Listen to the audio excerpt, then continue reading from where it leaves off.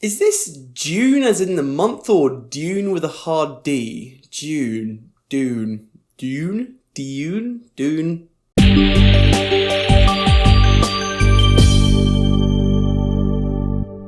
Okay, so Mound of Sand. This is a adaptation of a famous book or series of books, which also had an adaptation way back in the 80s. Personally, I've never read the books or seen the previous movie, but the trailers looked really good, and I'm loving the cast, and also I'm a really big fan of the director, Denis Villeneuve. Honestly, to me, he's just one of today's best directors. This man's done amazing films with incredible cinematography, and he uses visual effects so well in his films. Some examples of his works are Sicario, Arrivals, and Blade Runner 2049. So it was safe to say that I was really excited to see what this man could do. And thank God, because this movie didn't disappoint. This has got to be one of the best visual movies of this year, no doubt. But unsurprisingly, with being a sci-fi movie, there's a truckload of terms and factions and world-building terminologies that I'm just gonna try and keep the plot as simple as I can here. And also, I'm not going to give you guys any spoilers. But yeah, so in a galaxy far, far away, there's a single planet which produces this material known as spice.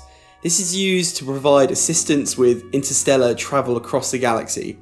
So it's labelled as the most important resource known. The ruling empire of the galaxy is divided into houses, has sent one of these houses to rule this planet and to harvest and ship out this spice. Our story follows the son of the royal house, which was ordered to do so, and the events which tie into the indigenous population who have lived on this planet. I was trying not to really give away much there for you guys, because even though this is now on HBO Max and you could probably download it, I really think this is worth seeing in the cinema. For a story based mostly around a desert, which can feel very monotone, they've managed to create this fascinating world which gave me those Star Wars sort of vibes in terms of awe.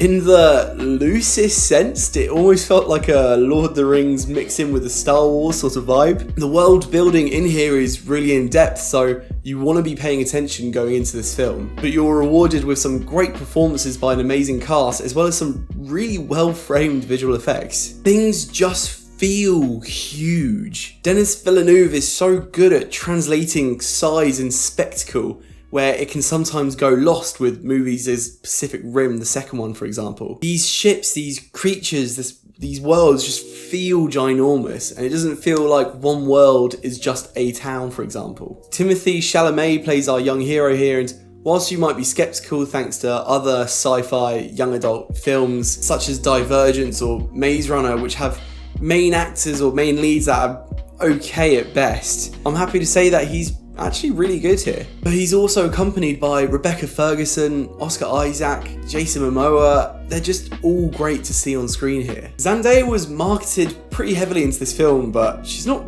in the movie much, barely at all to be honest.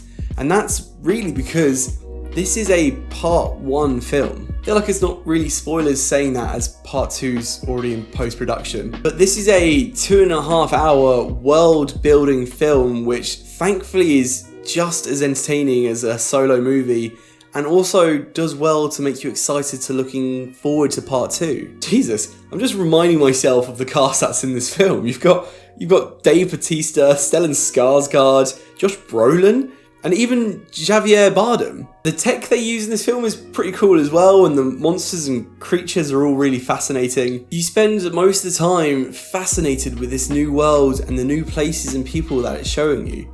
You know, almost like Fellowship of the Ring. Annoyingly enough, the main character here does have visions, and they're pretty cliche by being, you know, slow motion, cryptic, not very clear.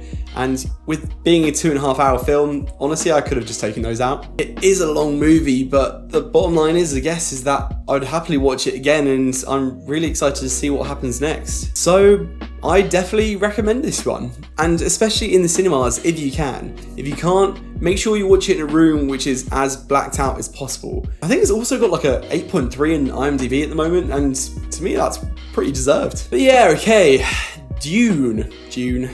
Let me know if you've seen Dune at the cinemas and what your thoughts on the movie were. If it was different to mine, let me know what your thoughts were down in the comments below. And if you liked this video, please feel free to leave a like and subscribe. It really does help me out. And as always, stay tuned for more reviews of movies, anime, and video games. Until next time, guys, take care. Bye bye.